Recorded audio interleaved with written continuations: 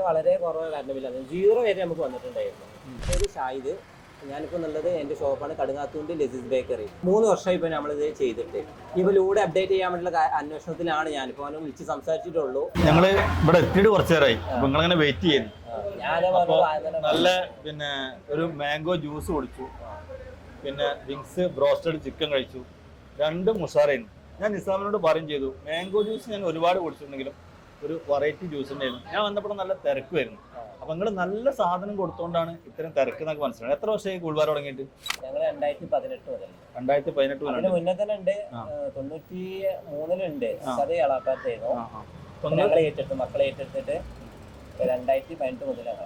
എത്ര മണിയോടെ current bill വന്നിരുന്നു സോളാറിലേക്ക് വരാനൊരു കാരണം? 50,000, 40,000, അപ്പോൾ 50,000 വരെ എത്തിയെന്നില്ലേ? അപ്പോഴാണ് സോളാറിനെ കുറിച്ച് ചിന്തിച്ചത്. അതെ. ഇപ്പൊ നമ്മുടെ ഒരു 3 വർഷമായി സോളാർ വെച്ചിട്ട്. അതെ, ആദ്യം വെച്ച ഉടനെയൊക്കെ വളരെ കുറവ് കറണ്ട് ബില്ലാണ്. 0 വരെ നമുക്ക് വന്നിട്ടുണ്ടായിരുന്നു. കാരണം നമ്മൾ ഉപയോഗിക്കുന്നതിനനുസരിച്ചാണല്ലോ. പിന്നെ ഞാൻ ഇവിടുത്തെ ഫ്രീസറുകളെ അപ്ഡേറ്റ് ചെയ്തപ്പോൾ ലോഡ് കൂടി വരികയാണ്. പിന്നെ മഴക്കാലമാകുമ്പോൾ കുറച്ച് കുറവുണ്ട്. അത്യാവശ്യം രീതിയിൽ തന്നെ കറണ്ട് ബില്ല് വന്നിരുന്നു ആദ്യം. ഇപ്പൊ കുറഞ്ഞ് വന്നിരുന്നു. പിന്നെ ഞാൻ എന്ത് ചെയ്ത് ലൈറ്റ് ലോഡ് കാര്യങ്ങൾ പിന്നെയും കൂട്ടിയപ്പോ കുറച്ച് കൂടിക്കണ്. അപ്പൊ ഞാൻ സംസാരിച്ചിരുന്നു. ഇപ്പൊ 50,000 കറണ്ട് ബില്ല് വന്നു പറഞ്ഞല്ലോ. നിങ്ങൾക്ക് സോളാർ വെക്കാൻ എത്രയാണ് ചെലവ് വന്നത്? 5 സംതിങ് 6 സംതിങ്. അപ്പൊ നിങ്ങൾക്ക് വെച്ച പൈസ പിന്നെ ഇൻവെസ്റ്റ് ചെയ്ത പൈസ എന്നോ റിട്ടേൺ കിട്ടി അല്ലേ? ഇനി ഉപയോഗിക്കുന്നൊക്കെ ലാഭമാണ്. ഇതാണ് ഏറ്റവും ഇമ്പോർട്ടന്റ് കേട്ടോ. ഓരോ കച്ചവടം നടത്തുന്ന ആളുകളും ഇയാളുടെ വീഡിയോ കേൾക്കണം. 40,000, 50,000 ഇവിടെ കറണ്ട് ബില്ല് വന്നിരുന്നത്. ആകെ ഇൻവെസ്റ്റ്മെന്റ് വന്നത് 5.5 ലക്ഷം രൂപയാണ്. അപ്പോൾ ഇൻവെസ്റ്റ് ചെയ്ത പൈസക്ക് എന്നോ റിട്ടേൺ കിട്ടി. ഇനി കിട്ടുന്നതൊക്കെ ഫ്രീ ആണ്. ഏകദേശം സോളാർ വെച്ചത് കൊണ്ട് മാത്രം ഈ ഷോപ്പ് പ്രോഫിറ്റബിൾ ആവുന്നത് 50,000 രൂപയാണ്.